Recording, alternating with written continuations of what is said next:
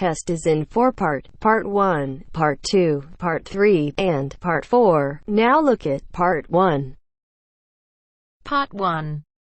You will hear a conversation between Annetta and Charlotte, first-year university students, and Bill, who works for the Student Union Employment Service.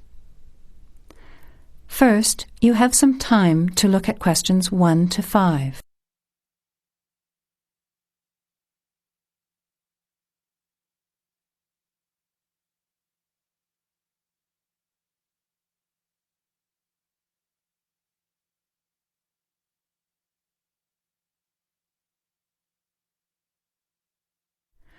Now, let's begin. Answer the questions as you listen. You will not hear the recording a second time. Listen carefully to the conversation and answer questions 1 to 5. Hi Bill, this is my friend Charlotte. She's doing first year science too. Pleased to meet you, Charlotte. Annetta told me you want some part-time work. Now, I just have to complete your details on the computer. What's your surname? Johnston. With an E? Yes, Johnstone.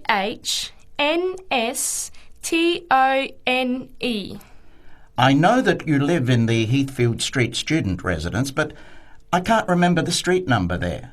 It's 126. 126. Good. And the phone number? Well, actually, I never give people that number because sometimes nobody answers or they forget to pass on the messages. So, I bought a mobile phone yesterday, but I can't remember the number. I think it's 0414 847 748. I'll just check.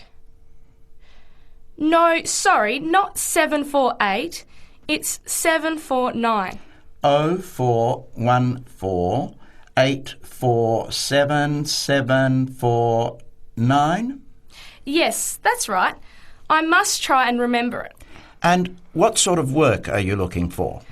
Well, anything really, I suppose, though it depends when it is. I'd rather work during the day, if that's possible. How many hours a week were you thinking of? Oh, I'm not sure. Maybe about 10. But I need to keep at least 2 days a week free for study. Do you have any work experience? Not much, though I used to help in my uncle's shop when I was at school. OK. Well, I'll put it in, but we don't usually get shop work. What about gardening? I'd rather not. Everything I touch dies. What other kinds of work are there? Well, there's a lot of demand for house cleaning, fast food preparation and kitchen work and pizza delivery if you've held a driving licence for 12 months. I'm not sure. Can I have a look at the vacancies while you talk to Annetta? Before you hear the rest of the conversation, you have some time to look at questions 6 to 10.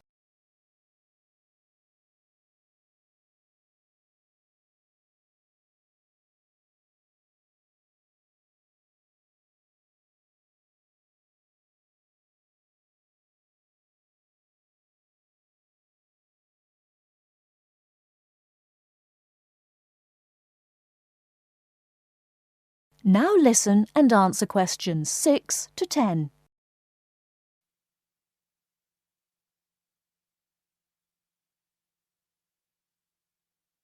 Bill, I'd like to change my job. You're at the Hamburger Express on the High Street, aren't you? What's the problem? Well, I never know what hours I'm going to work. I start at 7 p.m. and I'm supposed to finish at 11 p.m, but sometimes they keep me until 2 or 3 a.m. Yes, that is a bit late if you have to make a 9 a.m. lecture the next day. And the other thing is the pay. They're supposed to pay me on Thursdays, but they never pay me on the correct day, often not until Friday or Saturday. A few weeks ago, I had to wait until Sunday. They said their son was sick, so they couldn't get to the bank, but they're always making excuses. Yes, that doesn't sound too good. Would you be interested in pizza delivery? You need to have a driving licence. Yes, I've got a licence, but I think I'd like to change from working in the evening. Are there any day jobs available? Well, as I told Charlotte, there are several cleaning and gardening vacancies. And this childcare job that just came in this morning. Do you like children? Yes, I do, actually. What's the job? Let's have a look. Collect the boy aged 4 from kindergarten at 3 p.m. Pick up the other 2 girls who are aged 6 and 9 from the primary school at 3:15. You take them home and look after them. The parents will be home by 7. That sounds quite good. What about the pay? It's the same as you're earning now, 4 hours a day, Monday to Friday, so 20 hours a week.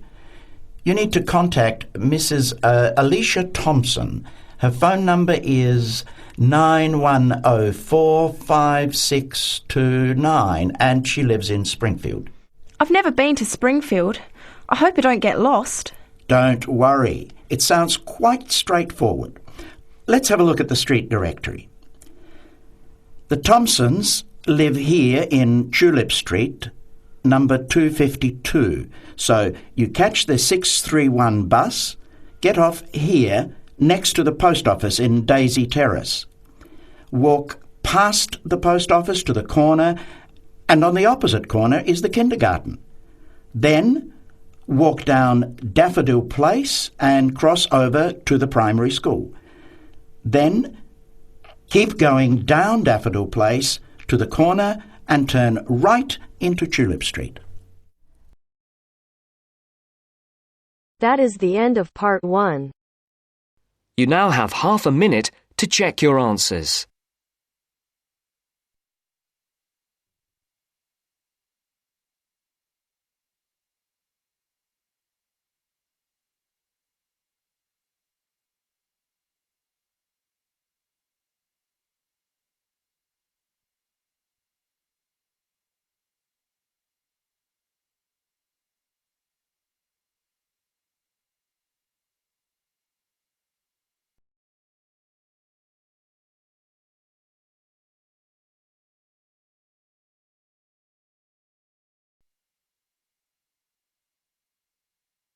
Now turns to part 2. Part 2. Government's waste strategy. First, look at questions 11 to 14.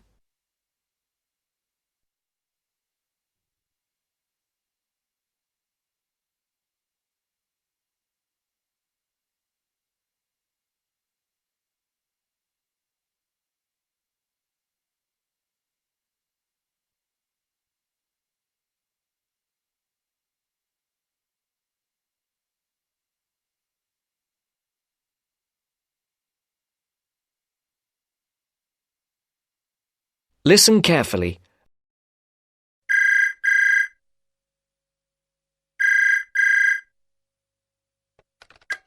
Good afternoon, Dr. Dartford speaking. Good afternoon, Dr. Dartford. It's Miranda Smith here. Oh, hello, Miranda. How can I help you? I'm really sorry, but I couldn't come to your lecture on the government's waste strategy yesterday because I was feeling ill. My essay has to be handed in 2 weeks' time, and I'm worried I might have missed something important. I really don't like it when I miss lectures, especially when I need the information for an essay. Well, try not to worry. You can't help being sick. How about if I give you a quick summary of the main points? That'd be great, thanks. Just let me get a pen. Right, I'm ready. To begin with, I stressed the importance of us reusing and recycling waste in the future. I made particular reference to the UK, which at the moment only recycles about 8% of household waste. The levels of industrial and commercial waste are much higher. It's frightening how much waste factories produce on a daily basis, but that's not all. The fact is that not only is this rate of recycling well below government targets, but it's at a much lower rate than many other European countries, which means Britain is just not keeping pace with the rate of growth in household waste. That's pretty worrying, isn't it? It certainly is. What is more, we need to understand that if we are to achieve a more rational and sustainable use of our resources in this country, then we have to develop a fundamental change in the way we think about waste. That won't be easy. What suggestions did you propose? Just give me a second. Let me check my notes. OK, got it. Basically, there are a couple of ways this could be achieved. One of these is for more household waste to be separated. You mean separated into things like newspapers, tins, and stuff like that? Yes, that's the idea. Then this separated waste would obviously need different forms of collection by local councils, but most importantly, it will require an expansion in the market for collected materials, which is one of the major barriers to increased recycling. New government targets have also been set for recycling or composting 30% of household waste by 2010. But that's almost a 4-fold increase, isn't it? It is indeed. Rather a frightening figure, whichever way you look at it. Before the broadcast continues, look at questions 15 to 20.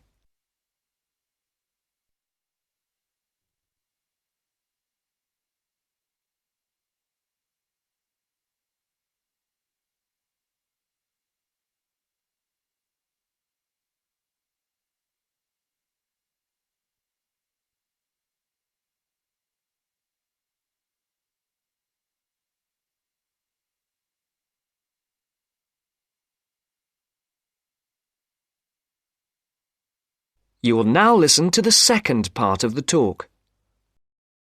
As you say, it's a 4-fold increase, but my guess is it won't stop there. You must remember the previous government found that setting targets is one thing, but if the practical policies are not in place, nothing will happen. So what is the government planning to do about all this waste? Well, apparently they're going to publish a final strategy setting out a range of policies to start and sustain the necessary changes. But the interesting part for me was that it's not only up to the government. To say we need more recycling is a simple message, but, and here is the crux of the matter, there's another one that isn't getting enough attention. Really? What's that? It's quite obvious, really. It's us, the general public. We have to reduce the amount of waste we make. It's our responsibility. Did you know that every hour enough waste is produced to fill the Sydney Opera House, and the rate is increasing? Actually, now you mention it, I remember reading somewhere that the reason for all this waste is our increasing wealth and the changes to our lifestyles. I guess it's quite obvious when you really think about it. I mean, it's things like shops and supermarkets selling more pre-packaged foods and ready-made meals. Convenience is the key. People simply want their lives to be more convenient. And there's also technological change that brings pressure to make people change their domestic appliances for newer models. I never thought about that, but you're right. And I'm just as guilty. I threw out my old stereo so I could have a better model, even though there wasn't really anything wrong with the old one. You see, you're a classic example that changing our present throwaway culture is going to be an enormous challenge. At the end of the day, consumers will have an important role to play. It could all boil down to their choices and their willingness to support recycling by sorting their waste and accepting more recycled products. That is the end of part 2. You now have half a minute to check your answers.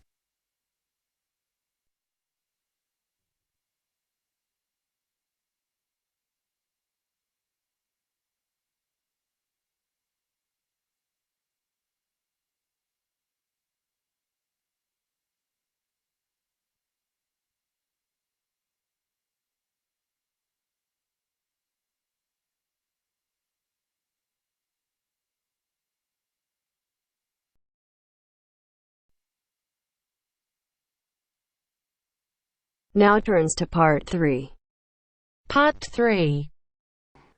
You will soon hear an informative talk given by Michelle on how to keep out burglars and keep your home safe.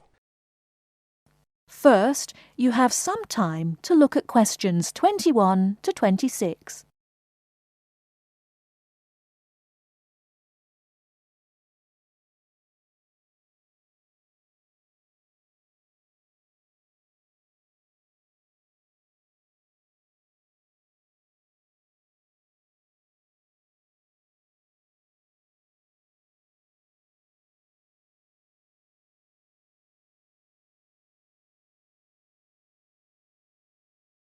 Now listen carefully and answer questions 21 to 26. Keep 'em out. There's no fail-proof way to keep out a burglar, but every little bit of deterrence helps. Even if you can't afford a security system, you can take a few minutes to make your home a little safer. Some relatively simple steps will greatly decrease the odds of a break-in, which means you can enjoy a bit more peace of mind. And isn't that what home is all about? Think like a burglar. If you were one, how would you get into your home? Evaluate your home from the inside and out, night and day. You might even try a mock break-in, trying window jams and loose locks on your house's perimeter. To keep out a burglar, the first thing to do is to secure the windows. Though windows are relatively easy to break, the loud noise of shattering glass will deter a thief if you're near other houses. Don't leave windows open during the night, whether you're at home or away. That's a common sense precaution, but a surprising number of people forget to do just that. Use a pick-proof locking device for your windows. Make sure the frames are solid. If you're beyond the earshot of your neighbours, they won't hear the glass breaking. Consider installing a plexiglass sheet for the more accessible windows. This will make entry through them more difficult. Your doors should also be secured. If you don't have a peephole, install one in the front door. If you have one, make sure that you and your family are in the habit of using it. Don't open the door to anyone you don't know, especially at night. If the peephole is out of reach of your children, keep a stepladder or stepping box by the door for them to use. If there's any glass within 2 feet of your front door lock, consider a locking device that would be out of reach if the glass is broken. Now, a few tips on how to protect your valuables.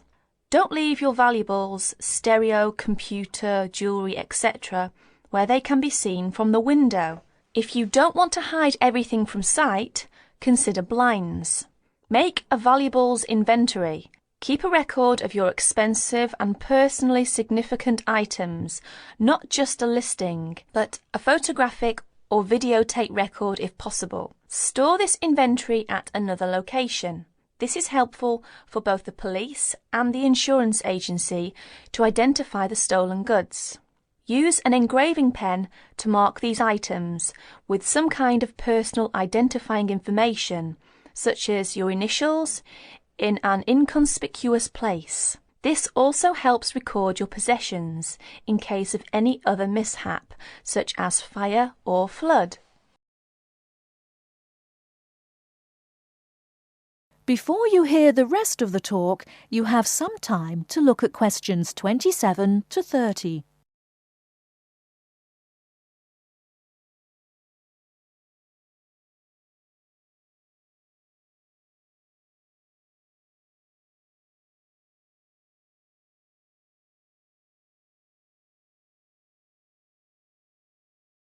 Now listen and answer questions 27 to 30. Don't stop your security awareness at the outside walls of your house. Your yard areas, if any, also deserve your attention. In general, don't leave anything around the yard that might help a burglar get into your house. Ladders, stackable boxes, or any garden tools should be put away, preferably in a locked cabinet. Install a light in your yard that is sensitive to movement. Place it high and out of reach. Trim hedges or bushes that are near doors or windows. These can be good hiding places. Don't place outdoor furniture tables nearby the house. These could become an easy stepladder to the roof. When you are on vacation, create the occupancy illusion. Maybe you laughed at your mother for leaving the lights on and the radio playing while she left for vacation, but she had the right idea. Those steps aren't quite enough, so try these strategies. Buy electronic timers that turn lights on and off at different times. Hook up a timer to your TV for a few hours each evening. Turn up the volume too. Not enough to annoy the neighbours, just enough that a lurker at the windowsill couldn't miss hearing it. Have your newspaper and mail delivery suspended. If you don't have time to do this, ask a neighbour to pick them up for you. Ask a neighbour to park in your driveway or parking place. Think about having someone house-sit your home. If it's a relative or friend, it may cost you no more than the contents of your refrigerator. You can also find professional house-sitters or house-sitting services that find someone to stay while you're away. Leave your shades as they are normally, or at least don't close up every one. One sign of a vacant house is closed shades during the day. Lock your garage door with a padlock.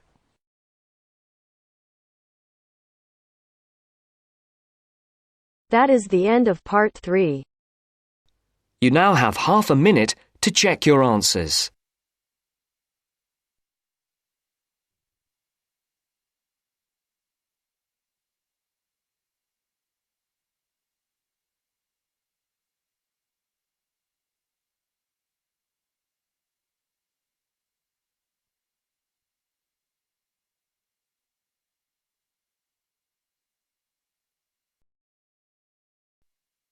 Now turns to part 4.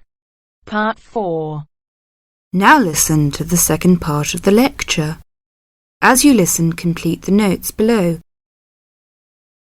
First, you have some time to look at questions 31 to 40.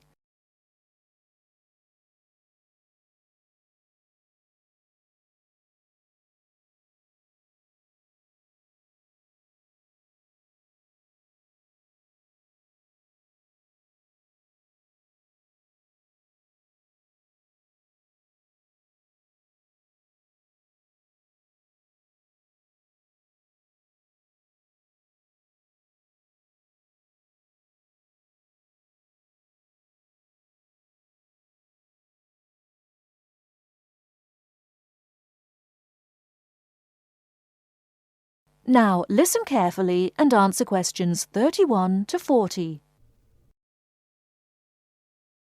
Many typically American characteristics, individualism, self-reliance, informality, punctuality, and directness, are a result of those values mentioned earlier. Other national traits could also be identified, however. 1. Americans cooperate. Although often competitive, Americans also have a good sense of teamwork and cooperate with others to achieve a goal. 2. Americans are friendly, but in their own way. In general, friendships among Americans tend to be shorter and more casual than friendships among people from other cultures. This has something to do with American mobility and the fact that Americans do not like to be dependent on other people. Americans also tend to compartmentalize friendships, having friends at work, family friends, friends on the softball team, etc. 3. Americans ask a lot of questions, some of which may to you seem pointless, uninformed, or elementary. Someone you have just met may ask you very personal questions. No impertinence is intended. The questions usually grow out of a genuine interest. 4. Americans tend to be internationally naive. Many Americans are not very knowledgeable about international geography or world affairs. They may ask uninformed questions about current events and may display ignorance of world geography. Because the US is not surrounded by many other nations, some Americans tend to ignore the world. 5. Silence makes Americans nervous. Americans are not comfortable with silence. They would rather talk about the weather than deal with silence in a conversation. 6. Americans are open and usually eager to explain. If you do not understand certain behavior or want to know what makes Americans tick, do not hesitate to ask questions. Just as values and traits differ somewhat from one culture to another, so do the personal habits associated with good manners and courtesy. While very often there does not seem to be any particular reason why a particular way of doing something is considered good manners, observing these cultural rules will make Americans more comfortable with you, and therefore you with them. It is, of course, impossible to cover all the possibilities here. If you are unsure in a situation, just ask. Americans like to be helpful. 1. Queuing up or lining up is essential. Courtesy requires that you do not push from behind, stand next to the person being helped, or cut into a line. If you should accidentally bump someone, you should say, "Excuse me." 2. Americans blow their noses into a tissue. Spitting, clearing phlegm, or sniffing as from a cold are considered rude. 3. It is considered poor manners to slurp, chew noisily, or open your mouth while chewing. 4.